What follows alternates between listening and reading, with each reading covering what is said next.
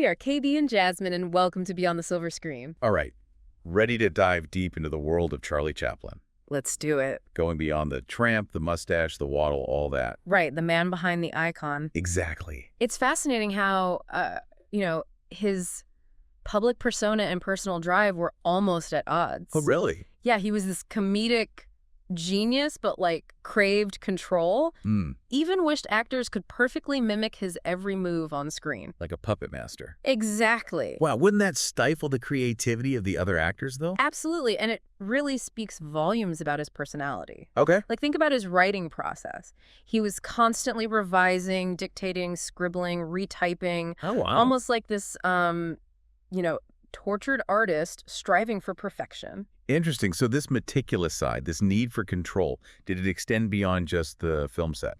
It seems so. Chaplin had this almost paradoxical fascination with language. What do you mean? He made it a point to learn one new word every day. Really? Expanding his vocabulary. Oh, wow. Words like ineffable or levitus. It makes you wonder, was this a self-conscious effort to overcome his lack of formal education? Or was it genuine intellectual curiosity? It could be both. Yeah.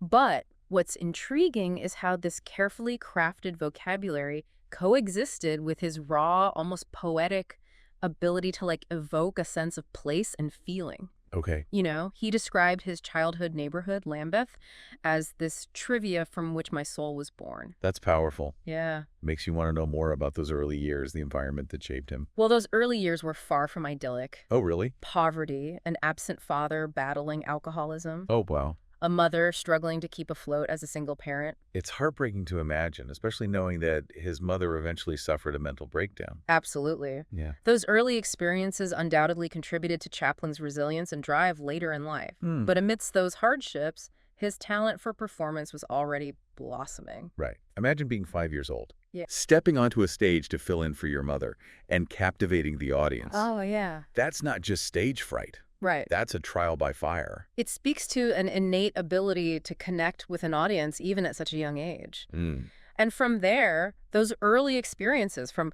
clog dancing with the 8 Lancashire lads to acting out Dickens characters, they were like stepping stones on his path to greatness. He seemed to soak up everything around him. Oh, he did. Remember the story of him picking up money thrown on stage during a performance? Oh, yeah. Talk about resourceful. And then there was his brief stint acting as a cat alongside the famous Marceline. Right.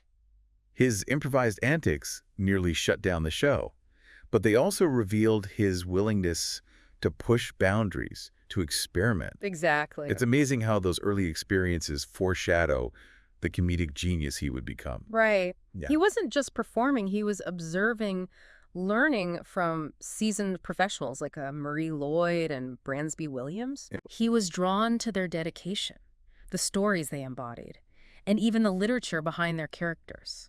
It's almost like he was laying the foundation for his own artistry. Yeah. Absorbing everything he could. And that foundation proved invaluable when he made the leap from stage to film. From stage to film. Although it wasn't a smooth transition. Really? Initially, he was hesitant, almost shy about joining Keystone Studios. That's surprising considering the bold, larger-than-life characters he would create. Right. What made him hesitate? Imagine walking onto a film set surrounded by established actors like Ford Sterling and Ellsworth. Yeah. Their skepticism, even their good-natured ribbing, must have been daunting. He had to prove himself all over again. Exactly. Yep. But then came that pivotal moment. The improvised comedic performance during a Harry Weldon sketch. It was like a spark ignited. Okay. And Chaplin, the comedic force we know, began to emerge. His timing, his physicality, his ability to transform a simple scenario into something hilarious. It all seemed to click. And from there, his rise was meteoric. Wow. He was soon directing his own films, earning bonuses, his confidence growing with each project. But he wasn't content to just be a director, was he? No, he wanted more creative control, a chance to tell his own stories. And that ambition led him to Essanay, where he collaborated with Bronco Billy, the king of westerns. Talk about a clash of styles. Right. I can't imagine Chaplin in a cowboy hat. But this collaboration must have pushed him in new directions. It did. Okay. He wasn't just playing a part anymore. He was becoming Charlie Chaplin, the auteur, the visionary. This is where things get really interesting. Yeah. Because we start to see the man behind the tramp, the filmmaker, Yeah. the social creature, the observer of humanity. It's a side of Chaplin that often gets overshadowed by the iconic image, but it's essential to understanding the depth and complexity of the man. Absolutely. So it's fascinating how Chaplin navigated the social whirlwind of Hollywood. Yeah, he was rubbing shoulders with legends, remember? Right. Like Douglas Fairbanks and Mary Pickford. Exactly. The epitome of Hollywood glamour. Right. And while Chaplin enjoyed their company, he also seemed to gently poke fun at their lavish lifestyle. Really? Yeah, he had a different perspective on relationships, valuing genuine connection over social climbing. So even amidst the glitz and glamour, he maintained a sense of detachment. It seems so. Interesting. He preferred a small circle of trusted friends to the constant spotlight, Okay. but that didn't mean he was a recluse. Right. Chaplin had this incredible knack for attracting fascinating people. Remember his descriptions of lavish dinners with Fairbanks? Oh, yeah. Or watching the sunrise while Hawaiian music serenaded Mary Pickford? It sounds like something straight out of one of his films. Right. Larger than life. Yet even in those extravagant settings, you sense Chaplin observing it all with a touch of irony. Almost as if he was seeing the absurdity beneath the surface. Was this detachment a way of protecting his artistic integrity, do you think? It's possible he was deeply committed to his art. Yeah. And perhaps that required a certain distance from the superficiality of Hollywood society. It makes you wonder if that same perspective informed his observations of other artists, like his encounter with Nijinsky. Right, the legendary ballet dancer. Exactly. Chaplin saw a darkness, a tragic undercurrent beneath Nijinsky's brilliance. Wow. He even sensed a fragility, a mind on the verge of collapse, just months before Nijinsky was diagnosed with schizophrenia. That's chilling how perceptive he was. Yeah. How he could see the vulnerability beneath the polished facade. Right. He had a similar experience with Pavlova, another ballet icon, Oh, yeah. sensing a profound sadness within her artistry. He seemed drawn to the human condition, the complexities and contradictions within each person. And this wasn't limited to artists, right? Yeah, not at all. He had a similar knack for seeing through the public personas of historical figures like Winston Churchill and Albert Einstein. Oh, absolutely. Those anecdotes are priceless. Churchill teasing him about his socialist views, threatening to, cut his head off if he dared to repeat them in England. Or Einstein's passion for playing the violin, even if his technique wasn't quite concert level. Right. Chaplin had a way of finding humor in the most unexpected places. And those stories offer these fascinating glimpses into the personalities behind the public masks. It's a reminder that even the most influential figures are human, with their own quirks and vulnerabilities. Absolutely. But let's be honest, Chaplin's own life was far from a fairy tale. No, it wasn't. His personal life was tumultuous. Yeah. With multiple marriages, scandals, and that very public paternity case with Joan Barry. It's a stark contrast to the joyful, carefree persona of the tramp. Yeah. Those experiences undoubtedly took an emotional toll on him. Did this personal turmoil fuel his creative process, or did it make it more difficult to maintain the illusion of the tramp on screen? It's hard to say for sure, but it's a testament to his resilience that he was able to create such joyful and poignant work amidst personal struggles. And amidst the turmoil, he found a lasting love with his final wife, Una O'Neill. Right. Their relationship seemed to bring him a sense of peace and genuine partnership that lasted until his death. It's a reminder that even with all the fame and success, he was still searching for connection, for love, just like anyone else. Right. But his personal life wasn't the only source of turmoil, was it? No. He faced political persecution, controversy surrounding his film Monsieur Verdoux, and eventual exile from the United States. Those were difficult times. He was accused of being a communist sympathizer, deemed a threat to national security. Wow. It's a dark chapter in American history, and it had a profound impact on Chaplin's life and work.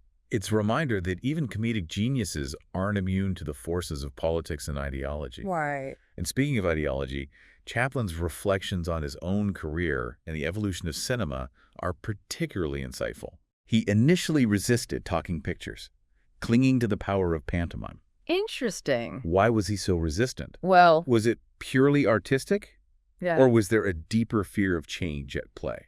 He believed in the universality of physical comedy, its ability to transcend language barriers. Right. It was the foundation of his art. And perhaps he feared losing that connection with a global audience. It's interesting because he eventually embraced sound and dialogue in his films. He did. Yeah. But not without some hesitation. He saw the potential of sound, Right. but also recognized the challenges it presented. How to maintain the delicate balance of humor, pathos, and social commentary in this new medium. It's a tension many artists face, It is. staying true to their artistic vision while adapting to a changing world. And Chaplin navigated that tension brilliantly, creating some of his most enduring work in the sound era. So as we delve deeper into Chaplin's world, what stands out to you as his most significant legacy? Oh, it's hard to pin down just one thing. His influence on comedy is undeniable. Yeah. I mean, he practically invented the language of slapstick, crafting this universally recognized character that resonated across cultures and generations. He made us laugh. He made us cry. Exactly. He made us think. And he did it all without uttering a word in those early films. Yeah, that's incredible staying power. It is. But does that kind of comedy, that blend of physical humor and social commentary, Right. still resonate with audiences today?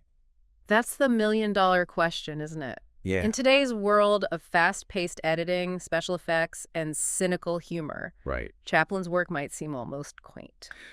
But I wonder if there's something timeless about his ability to connect with those basic human emotions. Yeah. You know, the longing for connection, the struggle against adversity, Right. the triumph of the underdog. I think you're right. Those are universal themes that transcend time and technology. Yeah. And the way Chaplin used physical comedy to convey complex emotions like loneliness, resilience, even political satire. Right. It's masterful. He proved that sometimes the simplest gestures can be the most powerful. Yeah. A raised eyebrow, a waddle, a perfectly timed pratfall. Right. They speak volumes. They do. And maybe, in a world that feels increasingly chaotic and divided, Yeah.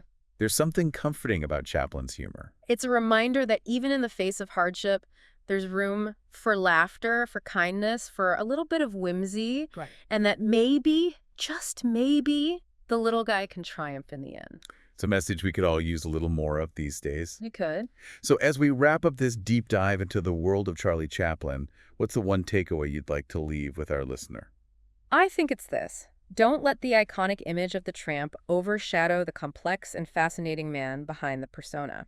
Good. Chaplin was a study in contradictions, driven yet vulnerable, ambitious yet sensitive, Right. a master of his craft who never stopped learning and evolving. Explore his films, absolutely, Yeah. but also delve into the life, the experiences, the relationships that shaped his art, right? You might be surprised by what you discover. Beautifully said. And for our listener out there, we hope this deep dive has sparked your curiosity, encouraged you to revisit Chaplin's films, or maybe even dig a little deeper into his life and the era he lived in. Definitely. There's a whole universe of insight and entertainment waiting to be discovered. As Chaplin himself might say, a day without laughter is a day wasted. So go ahead, embrace a little laughter today. Absolutely. And thanks for joining us on this deep dive into the life and legacy of the one and only Charlie Chaplin. It was a pleasure.